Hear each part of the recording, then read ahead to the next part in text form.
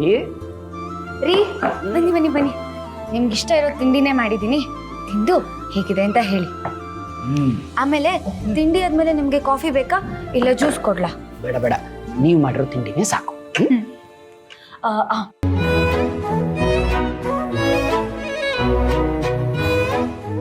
ರೀ tiffin carrier ready ಆಗಿದೆ, ನಿಮ್ ಶೂ ಪಾಲಿಶ್ ಮಾಡಿ ಇಟ್ಟಿದ್ದೀನಿ. ಆಮೇಲೆ ಕಾರು ವಾಶ್ ಮಾಡಕ್ ಹೇಳಿದ್ದೆ, ಇಷ್ಟೊತ್ತಿಗೆ ಮಾಡಿರ್ತಾರೆ ಅನ್ಸುತ್ತೆ. ಚಿನ್ನು ಮರಿ, ತುಂಬಾ ಖುಷಿಯಾಗಿದ್ದೀರಾ ಅಂತ ಕಾಣಿಸ್ತಿವತ್ತು. ಹ್ಞೂ ರೀ, ಇವತ್ತು ತುಂಬಾ ಖುಷಿಯಾಗಿದ್ದೀನಿ. ಹೆಣ್ಮಕ್ಳು ಖುಷಿಯಾಗಿದ್ದಾರೆ ಅಂದ್ರೆ ಅದ್ರ ಹಿಂದೆ ಒಂದು ಕಾರಣ ಇರುತ್ತೆ, ಬೇಜಾರು ಮಾಡ್ಕೊಂಡಿದ್ದಾರೆ ಅಂತಲೂ ಒಂದು ಕಾರಣ ಇರುತ್ತೆ. ಈ ಚಿನ್ನು ಮರಿ ಇಷ್ಟೊಂದು ಖುಷಿಯಾಗಿದ್ದಾರೆ ಅಂದ್ರೆ ಕಾರಣ ಏನು? ಹೇಳೋದು ಕೇಳೋದು ಏನಾದ್ರು ಇದೆಯಾ? ಹೇಗೆ? ಕೇಳೋದಿತ್ತು, ಆದ್ರೆ ನಾನು ಕೇಳೋದನ್ನ ನೀವು ನಡ್ಸ್ಕೊಡ್ತೀರಾ? ಏನು ಅಂತ ಕೇಳಿ, ಆಮೇಲೆ ಹೇಳ್ತೀನಿ. ನಾನು ಇವತ್ತು ನಿಮ್ಮ ಜೊತೆನೆ ಆಫೀಸಿಗೆ ಬರೋಣ ಅನ್ಕೊಂಡೆ. ಆಫೀಸ್ಗೆ? ಯಾಕೆ? ನನಗೂ ಇಲ್ಲಿ ಒಬ್ಬಳೇ ಇದ್ದು ಬೇಜಾರಾಗ್ತಿದೆ ರೀ. ನಿಮ್ಮ ಆಫೀಸ್ನ ನಾನು ನೋಡೇ ಇಲ್ಲ.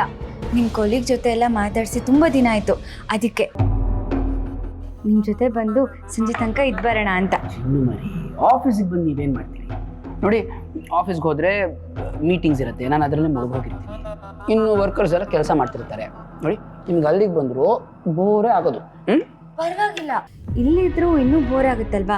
ಅಟ್ಲೀಸ್ಟ್ ಇಲ್ಲಿ ಎಲ್ಲರೂ ಕೆಲಸ ಮಾಡೋದನ್ನ ನೋಡ್ಕೊಂಡು ಕೂತಿರ್ತೀನಿ. ಮರಿ, ಮನೇಲಿರೋದು ಬೋರು ಅಂತ ಹೇಳಿದ್ರಿ, ಹೊರಗೆ ಬಿಟ್ಟಾಗಿದೆ. ಹೊರಗೆ ಬೋರು ಅಂತಿದ್ದೀರಾ, ಆಫೀಸಿಗೆ ಬರ್ತೀನಿ ಅಂತಿದ್ದೀರಾ. ನೆಕ್ಸ್ಟ್ ಏನು? ನಾನು ಎಲ್ಲಿ ಹೋದರೂ ಅಲ್ಲೇ ಬರ್ತಿರ್ತೀರಾ? ಹಾಗೇನಿಲ್ಲ ರೀ, ಮನೇಲೆ ಬೇಜಾರಾಗ್ತಿತ್ತಲ್ಲ, ಅದಕ್ಕೆ ಕೇಳಿದೆ ಅಷ್ಟೆ. ನಾನು ಹೇಳೋದು ಕೇಳಿ, ನೀವು ಆಫೀಸಿಗೆ ಬರೋದ್ರಿಂದ ನನಗೇನು ಬೇಜಾರಿಲ್ಲ. ಆದರೆ ಅಲ್ಲಿಗೆ ಬಂದ್ಮೇಲೆ ನಿನಗೆ ಬೇಜಾರಾದರೆ, ಹಿಂಗೆ ಮೂಡ್ ಔಟ್ ಆದರೆ ನನಗೂ ಕೆಲಸ ಮಾಡೋಕ್ಕೆ ಕಾನ್ಸಂಟ್ರೇಷನ್ ಇರಲ್ಲ ಅಲ್ವಾ? ನೀವು ಆರಾಮಾಗಿ ಮನೇಲಿರಿ, ಓಕೆ? ಅರೆ, ಯಾಕೆಷ್ಟು ಬೇಜಾರು ಮಾಡ್ಕೋತಿದ್ದೀರಿ? ನೋಡಿ, ನನ್ನ ಚಿನ್ನು ಮರಿ ಹೀಗೆಲ್ಲ ಇರಬಾರ್ದು, ನಗ್ನಗ್ತಾ ಇರಬೇಕಾಯ್ತಾ? ಸ್ಮೈಲ್ ಮಾಡಿ ನೋಡೋಣ. ನೋಡಿ ನೋಡಿ, ಡಬ್ಬಿನೂ ತೊಗೊಂಡು ಹೋಗ್ತಿದ್ದೀನಿ ತಾನೆ? ಫೋನ್ ಮಾಡ್ತಿರ್ತೀನಿ ಆಗಾಗ. ತಿಂಡಿ ತುಂಬ ಚೆನ್ನಾಗಿತ್ತು. ಬಾಯ್.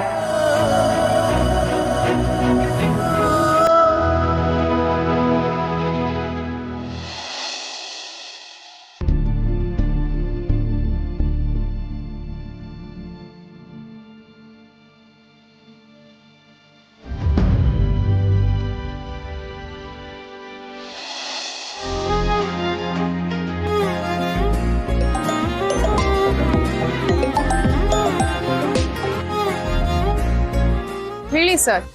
ಭಾವನಾ ಅವರೇ, ಎಲ್ಲಿದ್ದೀರಾ? ನಾನು ಆಫೀಸಿಗೆ ಹೊರಟಿದ್ದೀನಿ ಸರ್, ಇನ್ನೇನು ಬಂದ್ಬಿಡ್ತೀನಿ. ನೀವೀಗ ಆಫೀಸ್ ಬರೋದು ಬೇಡ. ಯಾಕೆ ಸರ್? ಗಾಬರಿ ಆಗಬೇಡ್ರಿ, ನಿಮಗೆ ಬೇರೆ ಕೆಲಸ ಇದೆ, ಅದಕ್ಕೆ ಬರೋದು ಬೇಡ ಅಂದೆ. ಏನು ಸರ್? ನೀವು ಸ್ವಲ್ಪ ಸಂಪ್ಕೆಪುರದ ಹತ್ರ ಹೋಗಿ ಬರಬೇಕು. ಅಲ್ಲೇ ಒಂದೆರಡು ಇಂಡಸ್ಟ್ರಿಯಲ್ ಫೈಲ್ಸ್ ಬೇಕಾಗಿದೆ, ನೀವು ಹೋಗಿ ಕಲೆಕ್ಟ್ ಮಾಡ್ಕೊಂಬರ್ಬೇಕು. ಸರ್, ಹಾಗೇನಾದರೂ ಇದ್ರೆ ಅವರೇ ಕಳಿಸ್ಕೊಡ್ತಾರಲ್ವಾ?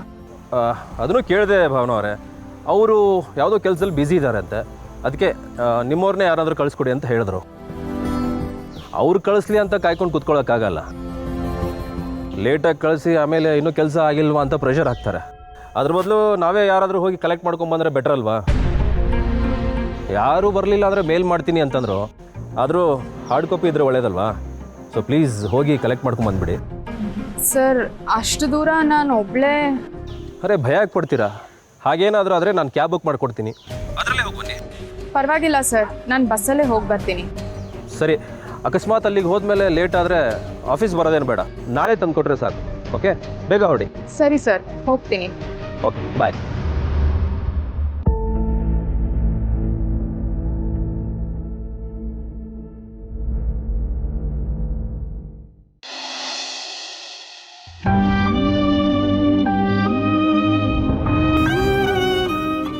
ಯಾಕೆ ಅಣ್ಣ ನಿನ್ನೆ ಬರಲೇ ಇಲ್ಲ?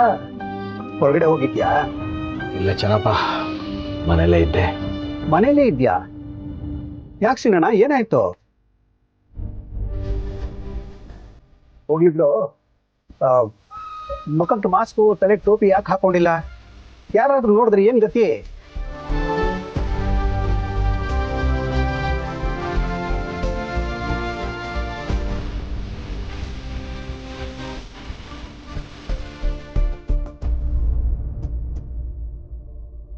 ಅದರಿಂದ ಏನು ಪ್ರಯೋಜನ ಇಲ್ಲ ಚೆನ್ನಪ್ಪ. ಯಾರು ನೋಡಬಾರ್ದು ಅಂತ ಹಾಕೋತಿದ್ನೋ ಅವ್ರಿಗೆಲ್ಲ ಗೊತ್ತಾಗೋಯ್ತು. ಸೀನಣ್ಣ, ಏನು ಹೇಳ್ತಿದ್ಯಾ? ಮನೇಲಿ ಎಲ್ಲರಿಗೂ ಗೊತ್ತಾಗೋಯ್ತಾ? ಎಲ್ರಿಗೂ ಗೊತ್ತಾಗೋಯ್ತು ಚೆನ್ನಪ್ಪ. ಒಳ್ಳೇದಾಯ್ತು ಬಿಡು. ಈಗ ಮನೇಲಿ ನೀನು ಈ ಥರ ಕೆಲಸ ಮಾಡ್ತಾ ಇರೋದನ್ನ ನೋಡಿ ಮಕ್ಕಳು ಹೇಗೆ ನಡ್ಕೋತಾ ಇದ್ದಾರೆ? ಏನಂತ ಹೇಳಿ, ನಾನು ಕೆಲಸ ಮಾಡ್ತಾ ಇದ್ದಾಗಿದ್ದಂಥ ಗೌರವ ಮರ್ಯಾದೆನೇ ಬೇರೆ. ಈಗ ಕೆಲಸ ಹೋಯ್ತು ಅಂದಮೇಲೆ ಅವ್ರು ನಡ್ಕೋತಾ ಇರೋ ರೀತಿನೇ ಬೇರೆ. ನಾನು ಮಾಡೋಣ ಅಂತ ಹೋದರೆ ನಿಮಗೇನು ಅರ್ಜೆಂಟು, ನಾವು ರೆಡಿಯಾಗಿ ಆಫೀಸ್ಗೆ ಹೋಗ್ಬಾರ್ದ, ಆಮೇಲೆ ಮಾಡ್ಕೊಳ್ಳಿ ಅಂತಾರೆ. ತಿಂಡಿ ಕೂತ್ಕೊಂಡ್ರೆ ಮನೇಲೇ ಇರ್ತೀರಲ್ಲ, ಯಾಕೆ ಹಿಂಗೆ ಆ ಥರ ಮಾಡ್ತೀರಾ, ನಿಧಾನವಾಗಿ ತಿನ್ನಿ, ನಾವು ತಿಂದ್ಬಿಟ್ಟು ಹೋಗ್ಬೇಕು ಅಂತಾರೆ. ಯಾವ ಪರಿಸ್ಥಿತಿಗೆ ನಾನು ಬರಬಾರ್ದು ಅಂದ್ಕೊಂಡಿದ್ನೋ ಆ ಪರಿಸ್ಥಿತಿಲೇ ಬಂದು ನಿಂತಿದ್ದೀನಿ. ಈಗ ಯಾಕೆ ಇಷ್ಟೊಂದು ಯೋಚನೆ ಮಾಡ್ತೀಯಾ? ಬೇಜಾರು ಮಾಡ್ಕೋಬೇಡ.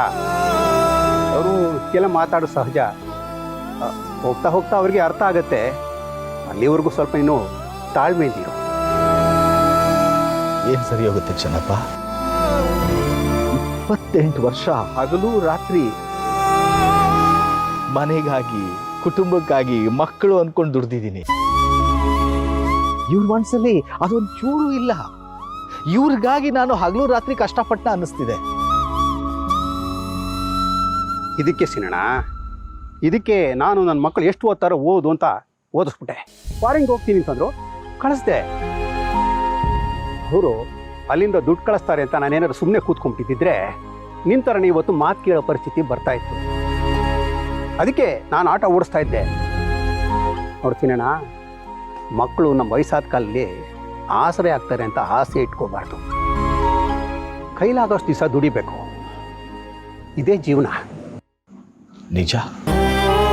ದೀಪದ ಕೆಳಗಡೆ ಕತ್ಲೆ ಇರುತ್ತೆ ಅಂತಾರೆ ನೋಡು, ಹಿಂಗಾಗೋಯ್ತು ನನ್ನ ಜೀವನ.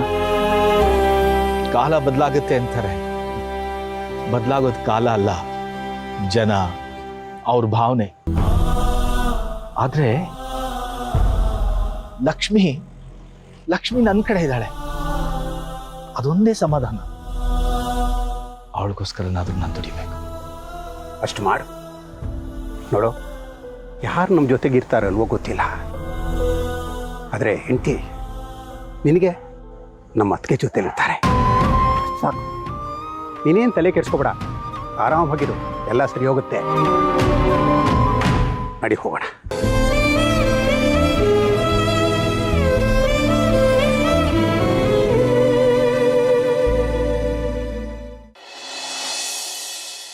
ಬಂಗಾರಿ, ನಾವು ಅಂದ್ಕೊಂಡಾಗೆ ನಮ್ಮ ಸೋಲಾರ್ ಪ್ರಾಜೆಕ್ಟ್ ಇನ್ವೆಸ್ಟರ್ ಸಿಕ್ಕಿದ್ರು ಅವ್ರ ಕಾನ್ಫಿಡೆನ್ಸ್ ಗಿಟ್ಟಿಸ್ಕೊಳ್ಳೋಕ್ಕೆ ನಾವು ಒಂದು ಸ್ವಲ್ಪ ಇನ್ವೆಸ್ಟ್ ಮಾಡಬೇಕಾಗುತ್ತೆ. ಅಷ್ಟೇ ತಾನೇ, ಅದಕ್ಕೆ ಯಾಕೆ ವರಿ ಮಾಡ್ಕೋತೀಯಾ? ಇನ್ವೆಸ್ಟ್ ಮಾಡೋಣ. ನಾನು ಹೇಳ್ತಿರೋದು ನಿಂಗೆ ಅರ್ಥ ಆಗ್ತಿಲ್ಲ ಬಂಗಾರಿ. ನಾವು ಕೊಟ್ಟಿರೋ ಬಜೆಟ್ ರೈಸ್ ಮಾಡಬೇಕಂದ್ರೆ ಇಂತಿಷ್ಟು ಅಂತ ಶೇರ್ ನಾವು ಹಾಕಲೇಬೇಕಾಗತ್ತೆ. ಆ ಥರ ಶೇರ್ ಹಾಕಬೇಕು ಅಂದರೆ ನಮ್ಮ ಹತ್ರ ದುಡ್ಡು ಇರಬೇಕು. ಅಷ್ಟೊಂದು ದುಡ್ಡು ಇರಬೇಕಂದ್ರೆ ನಾವು ಯಾವ್ದಾದ್ರು ಪ್ರಾಪರ್ಟಿನ ಸೇಲ್ ಮಾಡಬೇಕು. ಆವಾಗಲೇ ನಮ್ಮ ಕೈಗೆ ದುಡ್ಡು ಬರೋದು. ಆದರೂ ರವಿ, ಪ್ರಾಪರ್ಟಿ ಮಾರೋದು ಬಿಟ್ಟು ಬೇರೆ ಏನಾದರೂ ಐಡಿಯಾ ಇದೆಯಾ ಅಂತ ಯೋಚನೆ ಮಾಡು. ಯಾಕಂದರೆ ಪ್ರಾಪರ್ಟಿ ಇರೋದು ಖುಷಿ ಹೆಸರಲ್ಲಿ. ಅದು ನಿನಗೂ ಚೆನ್ನಾಗಿ ಗೊತ್ತಿದೆ. ಅವಳ ಹೆಸರಲ್ಲಿದ್ದರೆ ಏನಾಯಿತು? ಈಗ ಇದನ್ನೆಲ್ಲ ಇಂಪ್ರೂವ್ ಮಾಡ್ತಿರೋದು ನಾವೇ ತಾನೇ. ನಾವೇ ನಮಗೋಸ್ಕರ ಮಾಡ್ತಾ ಇದ್ದೀವ. ನಾವು ಏನೇ ಮಾಡಿದರೂ ಶ್ರೀಕಾಂತ್ ಗ್ರೂಪ್ ಆಫ್ ಕಂಪ್ನೀಸ್ ಒಳ್ಳೆಯದಕ್ಕೆ ತಾನೇ ಮಾಡ್ತಾ ಇದ್ದೀವಿ. ಮುಂದೆ ಅದು ಖುಷಿಗೂ ಲಾಭ ಆಗುತ್ತೆ. ಹಾಗಾದರೆ ಓಕೆ. ನೋಡು, ಯಾವ ಪ್ರಾಪರ್ಟೀಸ್ನ ಮಾರಬೇಕಂತಿದೆಯೋ ಅದರ ಡಾಕ್ಯುಮೆಂಟ್ಸ್, ಪೇಪರ್ಸ್ ಎಲ್ಲ ರೆಡಿ ಮಾಡಿಬಿಡು. ಹಾಗೆ ಯಾರು ಪರ್ಚೇಸ್ ಮಾಡೋದಕ್ಕೆ ಮುಂದೆ ಬರ್ತಾರೆ ಅನ್ನೋದನ್ನು ಕರೆಕ್ಟಾಗಿ ನೋಡ್ಕೊ. ಇದೆಲ್ಲ ಮಾಡೋದು ತುಂಬ ಈಸಿ ಬಂಗಾರಿ, ಸಿಂಪಲಾಗಿ ಆಗೋಗುತ್ತೆ. ಆದರೆ ನಾವು ಯಾವುದೇ ಪ್ರಾಪರ್ಟಿ ಸೇಲ್ ಮಾಡಬೇಕಂದ್ರೂ ಹೋಗಿ ಆ ಬಾನ ಮುಂದೆ ಕೈ ಚಾಚಬೇಕಲ್ವಾ? ನಮ್ಮ ಅಣ್ಣ ಮಾಡಿದ ಎಡವಟ್ ಕೆಲಸದಿಂದ ಪ್ರತಿಯೊಂದಕ್ಕೂ ಹೋಗಿ ಆ ಭಾವನ ಮುಂದೆ ಬೇಡ್ಕೊಳ್ಳೋ ಹಾಗಾಗಿದೆ. ಪಾಪ, ಅವನಿಗೆ ನಾವು ಯಾರು ಕಣ್ಣಿಗೆ ಕಾಣಿಸ್ಲೇ ಇಲ್ಲ ಅನ್ಸುತ್ತೆ. ಅದಕ್ಕೆ ಪ್ರತಿಯೊಂದು ಆಸ್ತಿನ ಅವಳ ಹೆಸರಲ್ಲಿ ಬರ್ದಿಟ್ಟು ಹೋಗಿದ್ದಾನೆ. ಇವಾಗ ಅವಳು ನಮ್ಮನ್ನ ಚೆನ್ನಾಗಿ ಆಟ ಆಡಿಸ್ತಾ ಇದ್ದಾಳೆ. ಈ ಕಡೆ ಮಗುನೂ ಇಲ್ಲ, ಆಸ್ತಿ ಇದ್ರೂ ಅದನ್ನ ಮಾರೋದಕ್ಕಾಗಲ್ಲ ಅಂತ ಪರಿಸ್ಥಿತಿ ಬಂದಿದೆ. ಬಂಗಾರಿ, ನೀನು ಅಲ್ಲೇ ತಪ್ಪು ತಿಳ್ಕೊಂಡಿರೋದು. ಈ ಆಸ್ತಿ ಅವ್ರ ಅಪ್ಪಂದಲ್ಲ, ನಿಮ್ಮ ಅಪ್ಪಂದು. ನೀನು ಹೋಗಿ ಸೈನ್ ಕೇಳಿದ್ರೆ ಅವಳು ಮಾಡಲೇಬೇಕು. ಸರಿ, ಒಂದು ಕೆಲಸ ಮಾಡು, ನೀನೇ ಹೋಗಿ ನನ್ನ ಪರವಾಗಿ ಅವಳ ಮುಂದೆ ಮಾತಾಡ್ಬಿಡು. ಬಂಗಾರಿ, ಅದೇಗಾಗುತ್ತೆ? ನಾನು ಹೋಗಿ ಅವಳ ಹತ್ರ ಮಾತಾಡೋಕ್ಕಾಗತ್ತಾ? ಒಂದು ಹೆಣ್ಣಿನ ಜೊತೆ ಒಂದು ಹೆಣ್ಣು ಮಾತಾಡಿದ್ರೇ ಬಿಸ್ನೆಸ್ ಪಕ್ಕ ಆಗೋದು. ಒಂದು ಕೆಲಸ ಮಾಡೋಣ, ಇಬ್ಬರು ಹೋಗಿ ಮಾತಾಡ್ಕೊಂಡು ಬರೋಣ.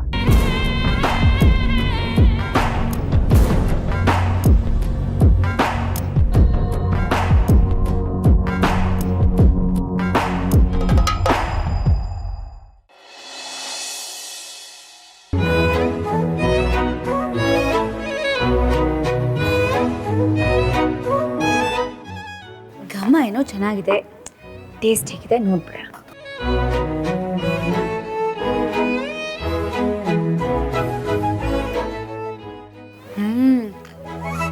ಸೂಪರ್ ಆಗಿದೆ.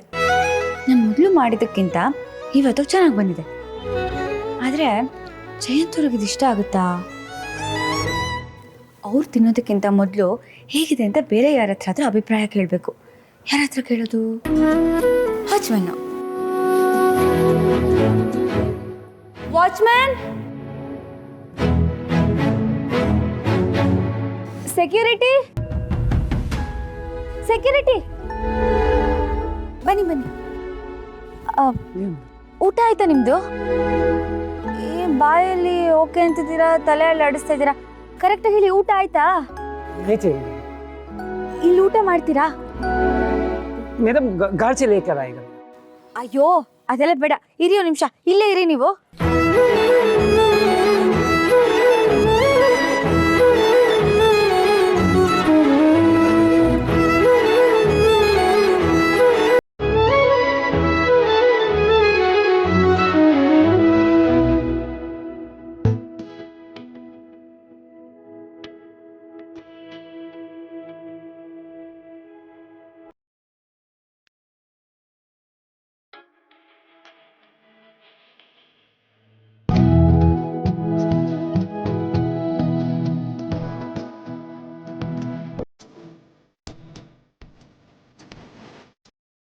ತಗೊಳ್ಳಿ.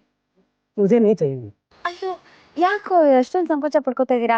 ಪರವಾಗಿಲ್ಲ, ಇದು ರುಚಿ, ಟೇಸ್ಟ್ ಹೇಗಿದೆ ಅಂತ ಹೇಳಿ, ತಗೊಳ್ಳಿ.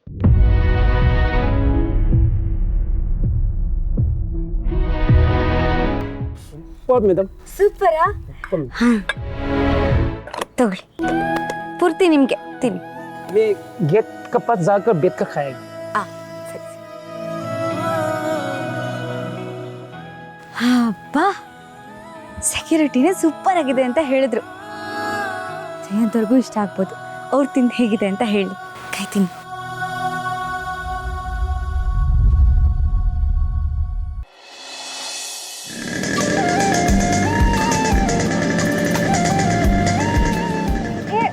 ನಿಲ್ಸಿ ನಿಲ್ಸಿ ನಿಲ್ಸಿ. ಯಾಕೆ ಮೇಡಮ್ರೆ ಇಲ್ಲೇ ನಿಲ್ಸಿ ಅಂದ್ರಿ ಮೇಡಮ್ರೆ? ಇಲ್ಲಿ ಯಾವುದೇ ಪಾನಿಪುರಿ ಅಂಗಡಿ ಇಲ್ಲ. ಪಾನಿಪುರಿ ಅಂಗಡಿ ಇಲ್ಲ ಅಂತ ನನಗೆ ಗೊತ್ತಿಲ್ವಾ? ಅಲ್ಲಿ ನೋಡಿ ಆ ಮರನ. ಏನ ಮರ ನೋಡು ಅಂತಿದ್ರಿಯಾ? ಆ ಮರದಲ್ಲಿ ಅಂತದ್ದೇನಿದ್ದು? ಆ ಮರದ ಮೇಲೆ ಇವಾಗ ಏನೂ ಇಲ್ಲ, ಆದ್ರೆ ಇನ್ ಸ್ವಲ್ಪ ಹೊತ್ತಲ್ಲಿ ಏನೋ ಇರುತ್ತೆ. ನೀವೇನ್ ಹೇಳ್ತಿದ್ರೋ ನಂಗೆ ಗೊತ್ತಾಯ್ತಿಲ್ಲ ಮೇಡಮ್ರೆ. ಗೌಡ್ರೆ, ಎಲ್ಲ ಇಲ್ಲೇ ಹೇಳ್ಬಿಟ್ರೆ ಚೆನ್ನಾಗಿರಲ್ಲ. ಬನ್ನಿ ನನ್ನ ಜೊತೆ. ಒಂದು ನಿಮಿಷ.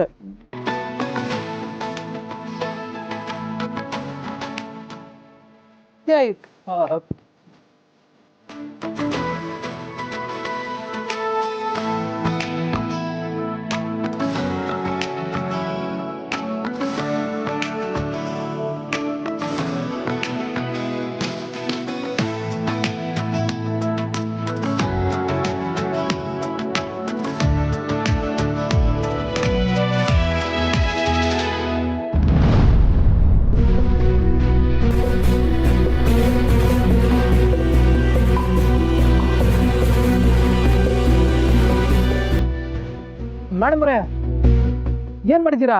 ಯಾಕೆ ಕಾಣುತ್ತಿಲ್ವಾ? ಮರದ ಮೇಲೆ ನಮ್ಮಿಬ್ರ ಹೆಸರನ್ನ ಬರ್ದಿದ್ದೀನಿ.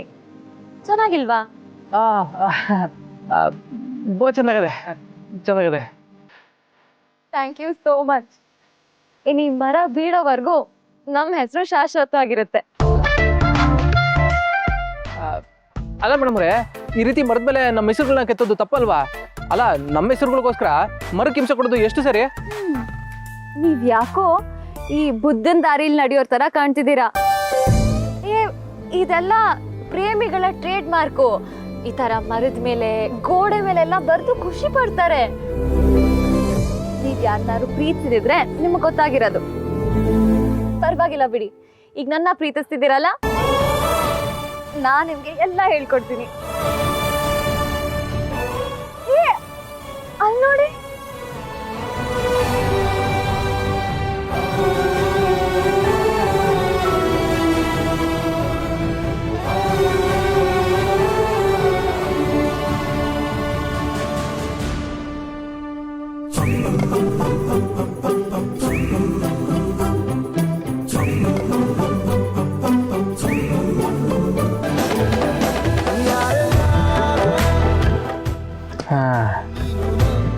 ಇದು ಚೆನ್ನಾಗಿರೋದು.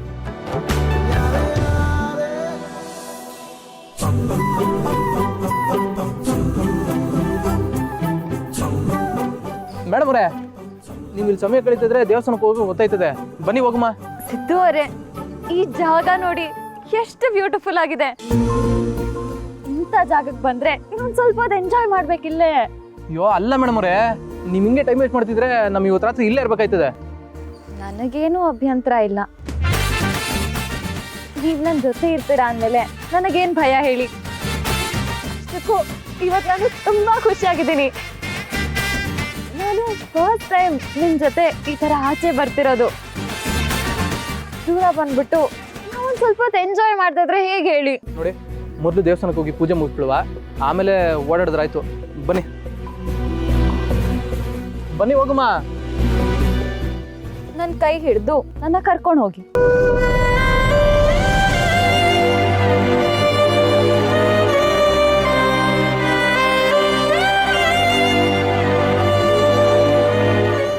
ಸರಿ, ಆಯ್ತು, ಬನ್ನಿ.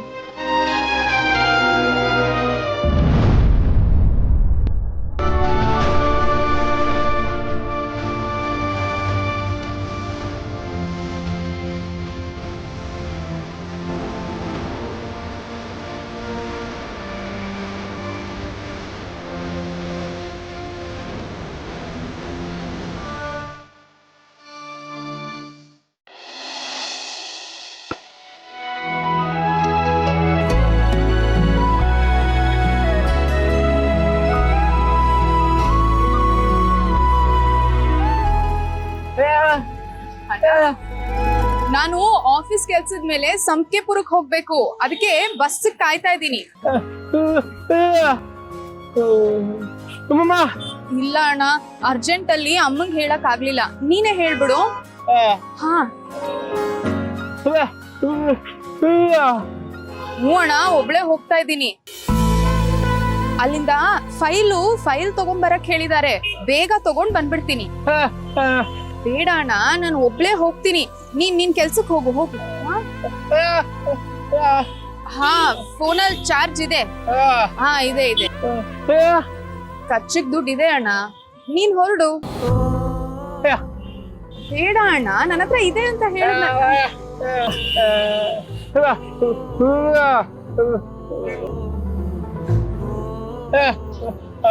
ಇಲ್ಲ, ನಾನು ಒಬ್ಳೆ ಇಲ್ಲಿರ್ತೀನಿ, ನೀನ್ ಹೊರಡು. ಬೇಡ ಅಣ್ಣ, ನೀನ್ ಹೊರಡು ಅಂತ ಹೇಳದ್ನಲ್ಲ. ಹಾ, ಸರಿ, ಅಮ್ಮಂಗ್ ಹೋಗಿ ಹೇಳು.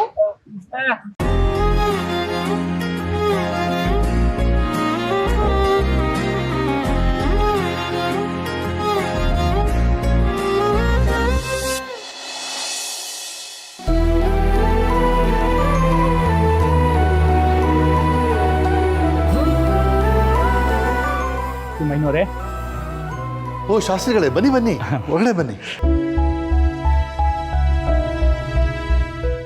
ಆಶೀರ್ವಾದ ಮಾಡಿ. ಕೂತ್ಕೊಳ್ಳಿ. ಲಲಿತಾ, ಶಾಸ್ತ್ರಿಗಳು ಬಂದಿದ್ದಾರೆ, ಕುಡಿಯೋಕೆ ಏನಾದರೂ ತಂದ್ಕೊಡು. ನೀವು ಬರೋದನ್ನೇ ಕಾಯ್ತಾ ಇದ್ದೆ. ದೇವಸ್ಥಾನದ ಕಾರ್ಯಗಳೆಲ್ಲ ಹೇಗೆ ನಡೀತಾ ಇದೆ? ನೀವಿರೋವಾಗ ಏನು ತೊಂದರೆ ಹೇಳಿ. ಆದರೂ ಇತ್ತೀಚೆಗೆ ನೀವು ದೇವಸ್ಥಾನದ ಕಡೆ ಬಂದು ಹೋಗೋದೇ ಕಡಿಮೆ ಆಗ್ಬಿಟ್ಟಿದೆ. ನೀವು ದೇವಸ್ಥಾನಕ್ಕೆ ಬಂದು ಹೋಗಿದ್ರೆ ಒಂದು ಮನಸ್ಸಿಗೆ ಸಮಾಧಾನ. ಅದು ಸ್ವಲ್ಪ ಕೆಲಸದ ಒತ್ತಡ. ದೇವರ ಅನುಗ್ರಹ ಆದಾಗ ಬರೋಣ ಬಿಡಿ. ಲಲಿತಾ,